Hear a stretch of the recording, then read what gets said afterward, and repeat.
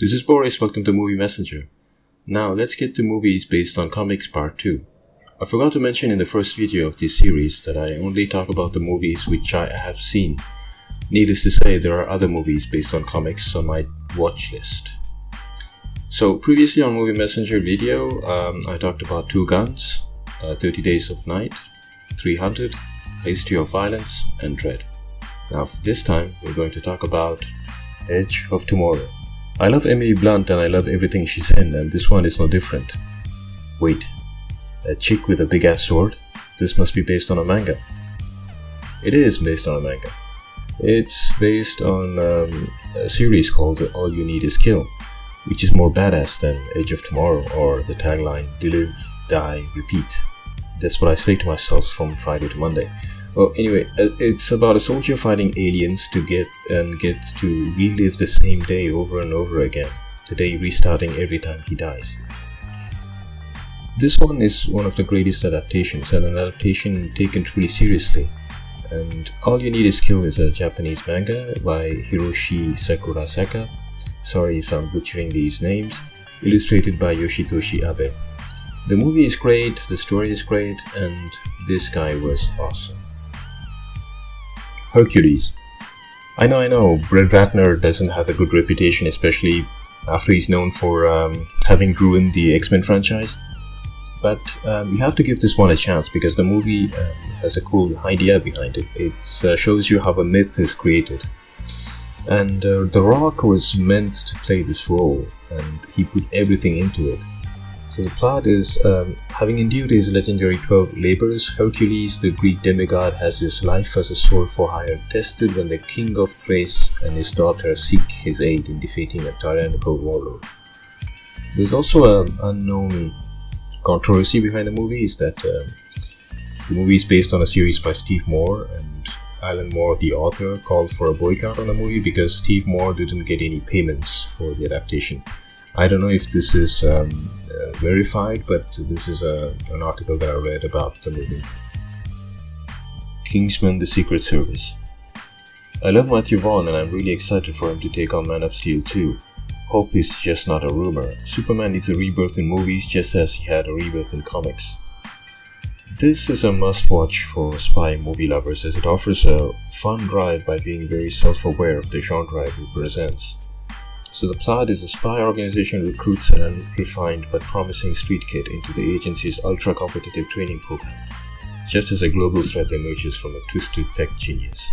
The movie is based on The Secret Service, a comic book series written by Mark Millar and illustrated by Dave Gibbons from 2012.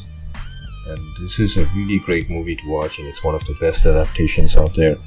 And P.S., that scene in the church is awesome. The Men in Black franchise. The Men in Black is based on comics which started in 1990, written by Lowell Cunningham and illustrated by Sandy Carruthers. And originally published by Aircel Comics, it seems to be a very dark comic book. The tone was changed to an action sci-fi comedy for the movie, and it works. Although the second installment was received in overall with negative reviews, I still adore the first movie, and I sincerely feel that they redeemed themselves pretty well in the third one.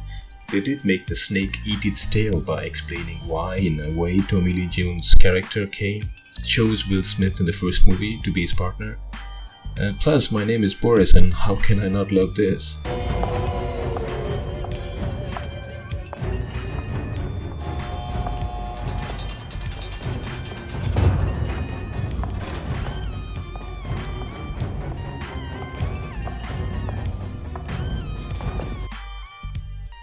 Oblivion. This movie, directed by Joseph Kosinski, is based on his unpublished graphic novel. Yes, the person who created and co-wrote the graphic novel with Arvin Nelson has directed the movie. I mean, it's not uncommon considering the fact that Frank Miller was co-director for 300 and Sin City. I don't want to spoil anything, but it is a movie worth watching. Again, another movie with Tom Cruise in this list. I mean, he's like a real-life superhero. It's about a veteran assigned to extract Earth's remaining resources begins to question what he knows about his mission and himself, and it's a really great tribute to the sci-fi movies from the 70s. Old Boy. This movie, in my opinion, is for Korean thrillers what Akira is for anime. If you're remotely interested in twisted and brilliant movies coming out of Asia, this one is always mentioned. I feel that even though a lot of different genres are released from Korea, this movie became the unofficial reference from which the other Korean movies are judged from or picked for international release. This haunting movie is based on the manga series published from 1996 to 1998 and written by Gaon Tsuchiya and illustrated by Nobuaki Minegishi. The movie plot is, after being kidnapped and imprisoned for 15 years, Odesu is released only to find that he must find his captor in 5 days. Hey guys, thanks for watching. So this was the part 2 of movies based on comics that a lot of people would not have heard about. And until next time, this is Boris, the movie messenger, asking you to support the channel by liking, subscribing, and going to my Patreon page if you want to give a little contribution to my work so I could do this full time. So thanks for watching again, and until next time, this is Boris, movie messenger, signing off.